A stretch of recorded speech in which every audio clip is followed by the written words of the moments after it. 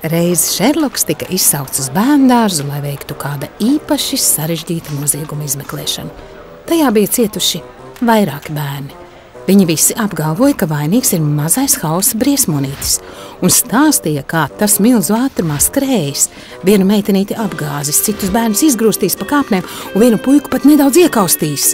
Šerloks nolēma katru cietušo izjautāt atsevišķi. Viņš sāka ar Miku. Stāsti, kas īsti notika?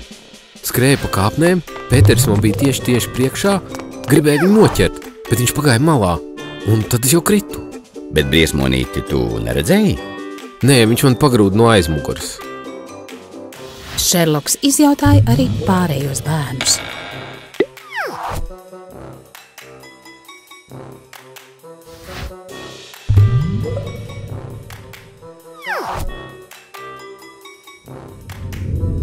Pēc tam viņš paziņoja, ka arī šo noziegumu ir veiksmīgi atrisinājis. Izmeklētājs aicināja kopā visus cietušos un izstāstīja viņiem, kas noticis patiesībā. Nekāda briesmonīša nebija. Jums tikai jābūt uzmanīgākiem.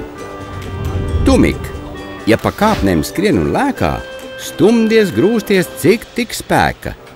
Tad var nākties tev uz māju, iet ar ieģipsētu kāju. Tu, Pēteri, ja sadusmojas tevi kāds, uzreiz tad kauties neuzsāc. Vislabāk strīdu risināt ir mierīgi to izrunāt. Tu, Annija, kad uz krēsla apsēdies, nešūpojies, nedīdies, citādi pēc mirkļa tu būsi zemē augšpēdu. Tātad Hausa briesmonīši nemaz nav? Jūs visi par tādiem kļūstat, esot neuzmanīgi, un radāt sāpes ne tikai sev, bet arī citiem. Un kā lai ar tādu briesmonīti cīnās? Ar burvju vārdiem. Mik, varbūt tu sāc.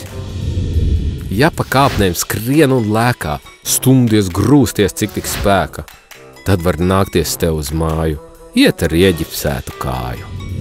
Ja sadusmojas tevi kāds uzreiz, tad kauties neuzsāc.